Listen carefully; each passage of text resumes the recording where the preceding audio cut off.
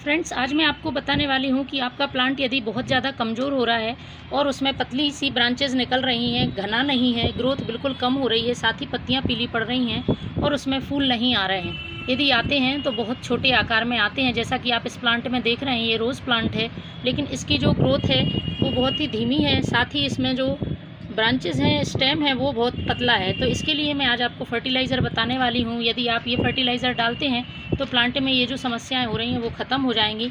और सिर्फ गुलाब ही नहीं, आप अपने किसी भी पौधे में, यदि चाहे गुड़हल हो, अपराजिता, मोगरा हो, उनमें यदि इस तरह की परेशानी आ रही है, फूल नहीं आ रहे हैं और ये पत्तियाँ जो हैं वो पीली पड़ रही हैं, तो आप ये फर्टिलाइज़र यूज़ कर सकते हैं।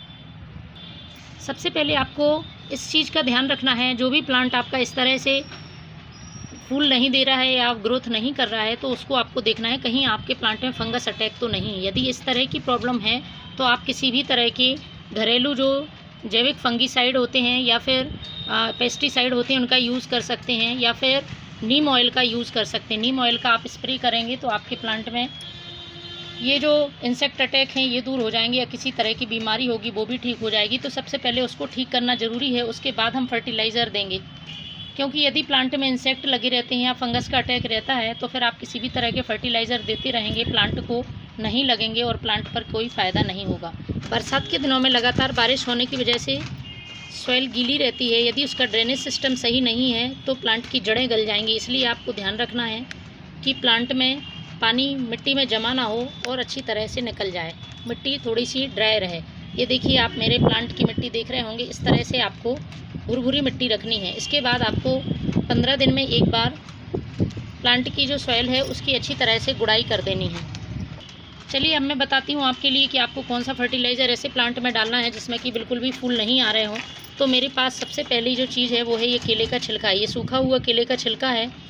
आपको फ्रेश केले का छिलका इसमें इस्तेमाल नहीं करना है। मैं सूखे हुए छिलके का इसलिए इस्तेमाल कर रही हूँ जिससे कि मिट्टी में किसी तरह की फंगस ना लगे। तो इस सूखे हुए छिलके को आपको पीस लेना है। पीसने के बाद कुछ इस तरह से पाउडर मिलेगा हमें केले के छिलके का। इसमें बहुत अच्छी मात्रा में पोटेशियम, आयरन, कैल्शियम पाया जाता है, साथ ही बहुत सारे मिनरल्स और विटामिन्स पाए जाते हैं। तो प्लांट की जो फ्लावरिंग के लिए और जड़ों के विकास के लिए ये बहुत ही ज़रूरी है, क्योंकि इसमें कुछ मात्रा में कैल्शियम और आयरन भी होता है। तो ये सारे पोषक तत्व तो हमें केले के छिलके से मिल जाएंगे। इसके बाद इसमें जो चीज़ मिलाने वाली हूँ वो है, यदि पत्तियाँ पीली पड़ रही हैं, इस तरह से आप देख रहे हैं इस प्लांट की पत्तियाँ पीली पड़ रही हैं, तो इनमें मैग्नीशियम की कमी है। उसके लिए आपको ये आधा चम्मच एप्सम सॉल्ट लेना है। एप्सम सॉल्ट में मैग्नीशियम होता है जो कि हमारे प्लांट को हरा भरा रखने का काम करता है और इससे पत्तियाँ पीली होना बंद हो जाती हैं। इसके बाद जो तीसरी चीज़ है वो है ये यूज्ड टी लीफ। यूज़ की हुई चाय पत्ती अच्छे से धोकर सुखा ली गई है। 1 चम्मच ये चाय पत्ती ले लेना है। तो मैंने ये 1 चम्मच सूखी हुई चाय पत्ती ले ली है। इन तीनों को मिक्स करके अब हमें प्लांट की सॉइल में डालना है।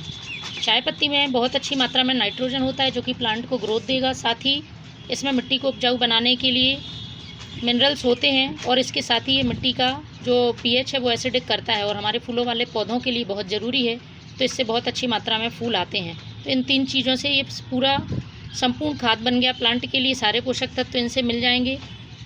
तो स्टेम से दूर साइड में आपको जगह कर लेनी है और पॉट की साइज़ के हिसाब से ये 1 मुट्ठी खाद मैं इसमें डालूँगी। इस तरह से प्लांट के चारों ओर आपको खाद डाल देना है और इसे मिट्टी से ढक देना है। साथ ही इसमें पानी डाल देना है। तो फ्रेंड्स, ये फर्टिलाइज़र यदि आप इस तरह से प्लांट में डालते हैं तो आपका कैसा भी बीमार प्लांट होगा वो सही हो जाएगा और हेल्दी ग्रोथ करेगा और फूल भी बहुत अच्छे देगा। Thank you.